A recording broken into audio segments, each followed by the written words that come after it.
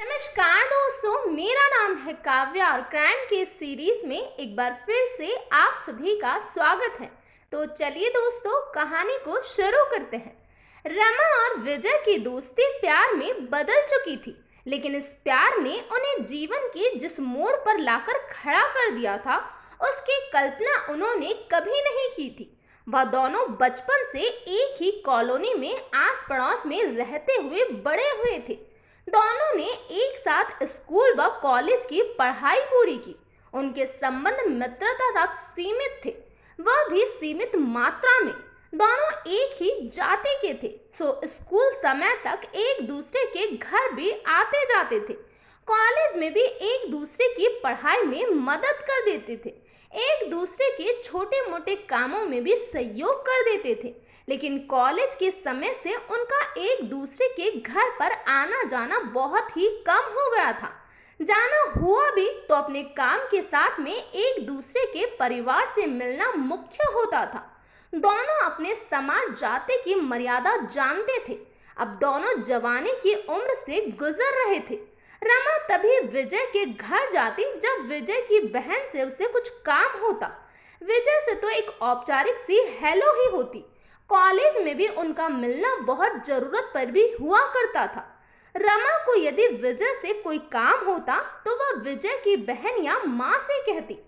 रमा के माता पिता अपने इकलौते बेटे के लिए अच्छे वर की तलाश में जुटे थे। बात विजय की भी निकली थी।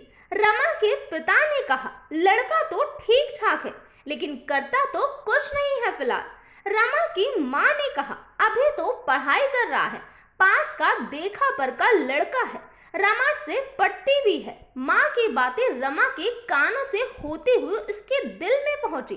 पहली बार ही रमा के हृदय में कंपन सी हुई।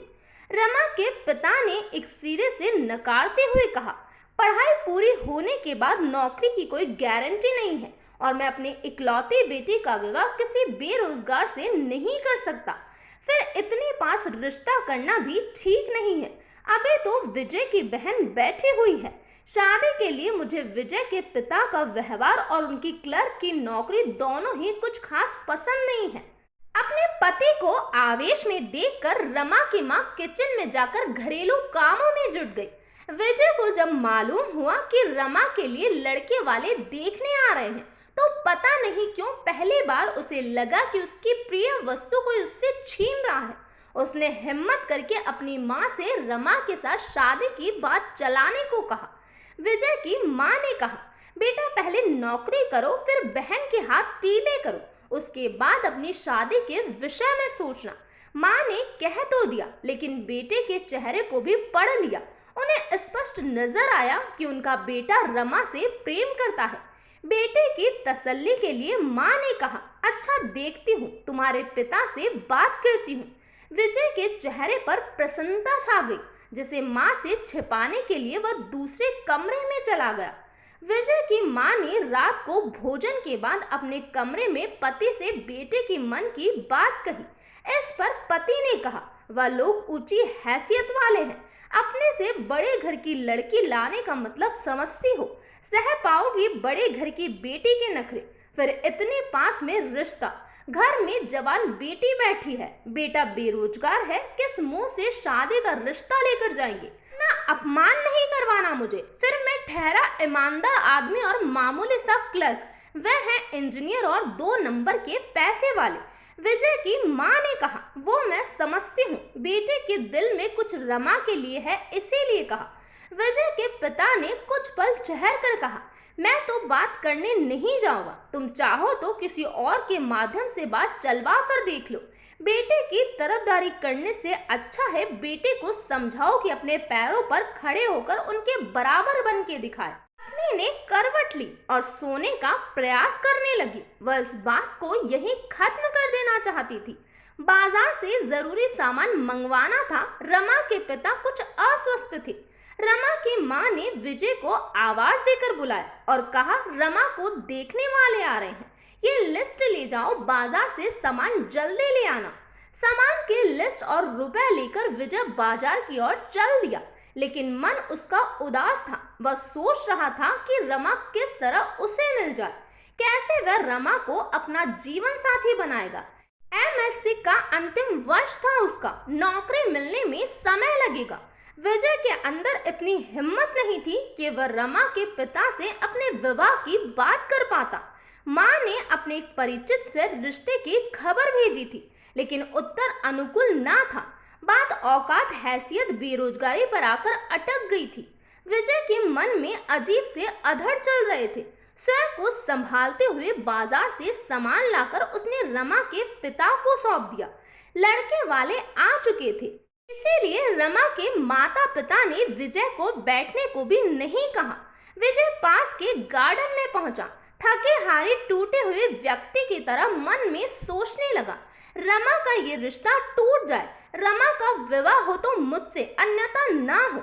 हार से गुस्सा उबसता है और गुस्से से मस्तिष्क बेकाबू कर किसी भी दिशा में भटकने लगता है। कुछ देर गार्डन में बैठने के बाद विजय उठकर घर की तरफ चल दिया। रात भर वह यही सोचता रहा कि उसे रमा से इतना लगाव, इतना प्यार कैसे हो गया। यदि पहले से था तो उसे पता क्यों नहीं चला। यही तड़प पहले होती तो वह रमा से इस विषय में कॉलेज में बात कर लेता। विचारों के आंधी तूफान से उलझता विजय घर आ गया। रात में बिस्तर पर उसे नींद नहीं आई। वह करवटें बदलते हुए सोचने लगा कि रमा को कैसे हासिल किया जाए। पत्रिकाओं में छपने वाले तांत्रिक बाबाओं, वशीकरण विद्या के जानकारों वाले विज्ञापन उसे दिमाग में कौंधने लगे। बाजार से उसने कुछ तंत्र मंत्र की किताबें खरीदकर उन्हें आजमाने पर विचार किया। यदि लड़की वशीभूत कर विवाह के लिए तैयार हो जाए तो फिर क्या कर सकते हैं। तंत्र मंत्र की पुस्तकें पढ़कर विजय को निराशा हाथ लगी। वशीकरण मंत्र के लाखों की संख्या में जाप करके उन्हें सिद्ध करना, फिर पूरे नियम से उनका 10वां हिस्सा हवन तर्पण मार्जन करना, उसके बाद विशेष तिथि योग में ऐसी सामग्री जुटाना जो उसके लिए क्या, किसी भी साधारण आदमी के लिए संभव नहीं थी। विजय ने पुस्तकें एक तरफ फेंक कर इंटरनेट पर वशीकरण संबंधी प्रयोग तलाशने शुरू किए। उसे मिले भी। सारे प्रयोग एक एक करके किए भी थे, लेकिन उसे सफलता नहीं मिली। विजय समझ गया कि ये सारे प्रयोग झूठे हैं। फिर उसने तंत्र मंत्र वशीकरण के विज्ञापनों पर दृष्टि डाली, जहां 24 घंटे से लेकर 4 मिनट में वशीकरण के दावे किए गए थे। विजय ने कहीं बाबाओं से मुलाकात की, रुपए इधर उधर से इंतजाम करके फीस भरी। कभी नींबू के प्रयोग तो कभी नारियल वशीकरण, कभी लौंग वशीकरण प्रयोग बाबाओं द्वारा बताए गए, लेकिन नतीजा शून्य निकला। रमा की तरफ से उसे कोई जवाब नहीं मिला। विजय समझ गया कि वशीकरण तंत्र मंत्र जैसा कुछ नहीं, सब बेवकूफ बनाते हैं। लेकिन रमा की तरफ विजय का लगाव निरंतर बढ़ता जा रहा था। फिर वह सोचने लगा कि शायद मुझसे ही कोई चूक हो गई हो, सब तो गलत नहीं हो सकते, क्यों ना अब की बार प्रयोग तांत्रिक से ही करवाया जाए। विजय ने बंगाली बाबा नाम के व्यक्ति को फोन लगाया। बाबा ने कहा, मैं 100% तुम्हारा काम कर दूंगा, लेकिन तुम्हें शमशान की राख, उल्लू का जिगर, किसी मुर्दे की हड्डी लानी पड़ेगी। यदि नहीं ला सकते तो हम सामान की अलग से फीस लेंगे, साथ में हमारी फीस। जिसका वशीकरण करना है उसकी पूरी जानकारी, नाम, पता, फोटो, मोबाइल सब हमारे मेल पर भेजना होगा और अपना विवरण भी। फीस हमारे बताए अकाउंट में जमा करनी होगी। विजय जानते समझते हुए भी बेवकूफ बन गया। रमा की फोटो कॉलेज फंक्शन के ग्रुप में उसके पास थी। उसने उस फोटो की एक और फोटो निकाल कर पोस्ट कार्ड साइज में रमा की फोटो स्टूडियो से बनवा ली। सारी सामग्री बाबा को मेल कर दी, फीस अकाउंट में जमा कर दी, लेकिन कहीं दिन बीतने के बाद भी कुछ हासिल नहीं हुआ। विजय समझ गया कि तंत्र मंत्र का बाजार झूठ और धोखे पर आधारित है। रमा के पिता ने विजय को घर बुलाकर कहा, तुम घर के लड़के हो, रमा के लिए लड़के वाले देखने आए थे, उन्होंने रमा को पसंद कर लिया है। मैं चाहता हूँ तुम मेरे साथ चलो, हम भी उनका घर परिवार देख आएंगे। विजय चाह कर भी मना न कर सका। लड़के वाले ने अच्छा स्वागत सत्कार किया। रमा के पिता ने विवाह की स्वीकृति दे दी। विजय ने बातों बातों में लड़के का मोबाइल नंबर ले लिया, साथ ही घर का पता दिमाग में नोट कर लिया। विजय भली भांति जानता था कि वह जो कर रहा है और करने वाला है वह सब गलत है, लेकिन उसने स्वयं को समझाया कि रास्ता गलत है पर मकसद तो अपने प्यार को पाने का है। विजय ने रमा के चरित्रहीन की झूठी कहानी बनाकर लड़के के पते पर भेजी। साथ ही रमा को पढ़ाने वाले प्रोफेसर उसकी सहेलियों को भी रमा के विषय में लिख भेजा। एक दो पत्र तो उसने मोहल्ले के लड़कों के नाम एक अधेड़ प्रोफेसर के नाम इस तरह भेजे मानो रमा अपने प्रेम का इजहार कर रही हो। बात तेजी से फैली। कुछ लोगों ने रमा को पत्र का जवाब लिखा और कुछ लोगों ने उसके पिता को पत्र दिखाया। न जाने कितने प्रकार के अश्लील पत्र रमा की तरफ से विजय ने भेजे थे। कॉलेज मोहल्ले में तमाशा खड़ा हो गया। रमा को समझ ही नहीं आया कि ये सब क्या हो रहा है। जितनी सफाई रमा और उसका परिवार देता, मामला उतना ही उछलता जाता। लड़कियों को लेकर भारतीय समाज संवेदनहीन है। सब मजे लेकर एक दूसरे को किस्से सुना रहे थे। हालांकि समझने वाले समझ गए थे कि किसी ने शरारत की है, लेकिन समझने के बाद भी लोग अश्लील पत्रों का आनंद लेकर एक दूसरे को सुना रहे थे। प्रोफेसर ने तो अपने कक्ष में बुलाकर रमा को अपने सीने से लगा लिया और कहा, मैं भी तुम्हें प्यार करता हूँ। जब रमा ने थप्पड़ जमाया तब प्रोफेसर को समझ आया कि वह धोखा खा गए। लड़के के मोबाइल पर अज्ञात नंबर से रमा का प्रेमी बनकर विजय ने ये कहते हुए जान से मारने की धमकी दी कि रमा और मैं एक दूसरे से प्यार करते हैं, पर घर वाले उसकी जबरदस्ती शादी कर रहे हैं। यदि तुमने शादी की तो मार दिए जाओगे। लड़के वालों के परिवार ने रिश्ता तोड़ दिया। अच्छे भली लड़की का पूरे मोहल्ले में तमाशा बन गया। बेगुनाह होते हुए भी रमा और उसका परिवार किसी से नजरें नहीं मिला पा रहे थे। विजय को अनोखा आनंद आ रहा था। उसके माता पिता का उजाड़ चेहरा देखकर उसे लग रहा था कि मंजिल अब करीब है। रमा के पिता तो शहर छोड़ने का मन बना चुके थे। पुलिस में रिपोर्ट करने पर पुलिस अधिकारी ने उल्टा उन्हें ही समझा दिया, लड़के का मामला है, आप लोगों की खामोशी ही सबसे बढ़िया उत्तर है। जितनी आप सफाई देंगे, जांच करवाएंगे, आप ही मुसीबत बढ़ेगी। विजय को फोन करके रमा के पिता ने अपने घर बुलाया। रमा की मां का रो रो कर बुरा हाल था। रमा के पिता ने उदास स्वर में विजय से कहा, पता नहीं मेरी बेटी से किसकी क्या दुश्मनी है कि उसे चरित्रहीन घोषित कर दिया। उसकी शादी टूट गई है। हम किसी को मुंह दिखाने लायक नहीं रहे। बेटा तुम तो जानते हो रमा को अच्छी तरह से। विजय ने अपनी खुशी को छिपाते हुए गंभीर स्वर में कहा, जी अंकल जी, मैं तो बचपन से देख रहा हूँ। रमा पाक पवित्र लड़की है। मैं तो आंख बंद करके उस पर विश्वास करता हूँ। बेटा तुम रमा से शादी कर लो।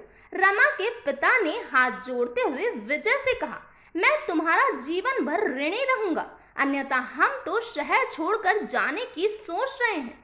रमा दरवाजे के पास छिपकर सुन रही थी और देख रही थी अपने दबंग पिता को नतमस्तक होते हुए। आप कैसे बात कर रहे हैं? आपकी इज्जत मेरी इज्जत। रमा मेरी पत्नी बने, मेरे लिए गर्व की बात होगी।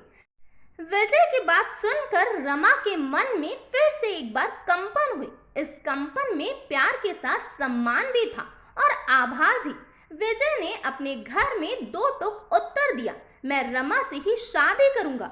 ये मेरा पहला और आखिरी फैसला है। आप मना करेंगे तो भी शादी करूंगा, चाहे कोर्ट में ही क्यों ना करनी पड़े। विजय के परिवार के लोग भी सहमत हो गए। शादी की तैयारियां शुरू हो गई। रमा खुश थी, बहुत खुश। उसे बचपन से जवानी तक देखा भला युवक पति के रूप में मिल रहा था। रहे विजय के बेरोजगार होने की बात, तो रमा के पिता ने स्पष्ट कह दिया कि ऐसे नेक लड़के के रोजगार लगने की प्रतीक्षा की जा सकती है। यदि नौकरी नहीं मिली तो अपनी जमा पूंजी से विजय के लिए रोजगार की व्यवस्था मैं करूंगा।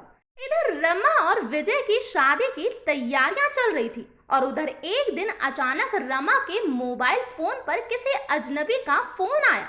उस अनजान व्यक्ति ने फोन पर रमा से कुछ ऐसा कहा जिससे सुनकर उसके पैरों तले जमीन खिसक गई। दरअसल उसने बताया कि मैं बंगाली बाबा हूँ। आपको वशीभूत करने के लिए एक व्यक्ति ने मुझे रुपए दिए थे। यदि आप नाम जानना चाहे तो 10,000 रुपए मेरे अकाउंट में जमा करवा दिए। रमा ने साफ साफ कहा, ये सब मुझे नहीं जानना। उस बंगाली बाबा ने रमा को जोर देते हुए कहा, हो सकता है जो तंत्र मंत्र के द्वारा आपका वशीकरण करना चाहता हो, कल आपको दूसरे तरीके से भी नुकसान पहुंचा दे। मेरे पास आपका फोटो, घर का पता, माता पिता का नाम, सारी जानकारी है आपकी। रमा का माथा ठनका। पिछले दिनों जो कुछ उसके साथ हुआ, कहीं ये सब उसी व्यक्ति का किया धरा तो नहीं है। रमा ने उसके अकाउंट में रुपए जमा करवाकर नाम पूछा। नाम सुनकर रमा भौचक्की रह गई। रमा सीधे पुलिस स्टेशन पहुंची। थाना इंचार्ज सीमा तिवारी से मिली।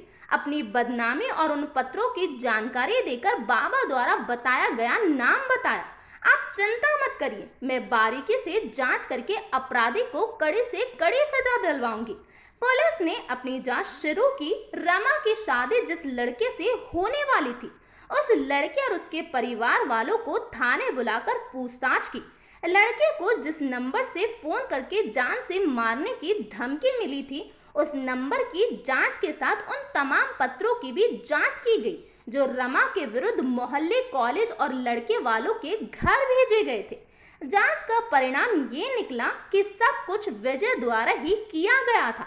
पुलिस की 3rd डिग्री के आरंभिक दौर में ही विजय ने अपना अपराध स्वीकार कर लिया। रमा ने गुस्से में आकर कहीं थप्पड़ विजय को जड़ दिए। शर्म आनी चाहिए तुम्हें, जिससे प्यार करते हो उसी को सारे शहर में बदनाम कर दिया। ये तुम्हारा प्यार है तो नफरत किसे कहते हो? कहीं मुंह दिखाने लायक नहीं छोड़ा। मैं तुम्हें अपना दोस्त समझती रही, तुम पर भरोसा करती रही और तुमने भरोसा तोड़ा। मेरी शादी तुड़वाई, गिर चुके हो तुम मेरी नजरों से। चाहूं तो तुम्हें जेल भिजवा सकती हूँ, लेकिन फिर तुम्हारी बहन की शादी कैसे होगी? तुम्हारे माता पिता कैसे जी पाएंगे? रमा ने थाना प्रभारी सीमा तिवारी से निवेदन किया, मैडम आपका बहुत बहुत धन्यवाद। मैं इस व्यक्ति के खिलाफ कोई कानूनी कार्रवाई नहीं करना चाहती। इसे क्षमा करना ही इसकी सबसे बड़ी सजा होगी। विजय नजरें झुकाए हवालात में खड़ा था। रमा की डांट से, थप्पड़ से वह अंदर ही अंदर टूट चुका था। रमा थाने के बाहर आई। सामने शादी तोड़ने वाला परिवार खड़ा था। रमा से माफी मांगकर लड़के ने कहा, दूसरे के बहकावे में आकर मैंने बहुत बड़ी गलती कर दी। मैं शादी करने को तैयार हूँ, लेकिन मैं तैयार नहीं हूँ। किसी के बहकावे में आकर शादी तोड़ने वालों पर विश्वास नहीं कर सकती। शादी के बाद यदि यही बातें तुम तक पहुँचती तब क्या करते? तलाक दे देते। विवाह के लिए भरोसा जरूरी है, पहले विश्वास करना सीखिए। रमा ने अपनी स्कूटी उठाई और घर की ओर रवाना हो गई। धीरे धीरे ये बात सब जगह पहुंच गई कि रमा को बदनाम करने में विजय का हाथ था। वह तो रमा भली लड़की है जिसने विजय के परिवार को ध्यान में रखकर उस पर कोई केस नहीं किया। रमा अब सरकारी नौकरी करती है। इसी शहर में उसका विवाह हो चुका है एक डॉक्टर से। रमा के 2 बच्चे हैं। वह खुशहाल भरा पूरा जीवन जी रही है। पुलिस थाने से निकलने के बाद विजय ना घर आया और ना ही किसी ने उसे देखा था। विजय की गुमशुदगी की रिपोर्ट थाने में दर्ज है। तो ये था पूरा मामला। इस घटना के बारे में आपका क्या कहना है, प्लीज कमेंट बॉक्स में बताइए। तो आज के लिए इतना ही। Thank you.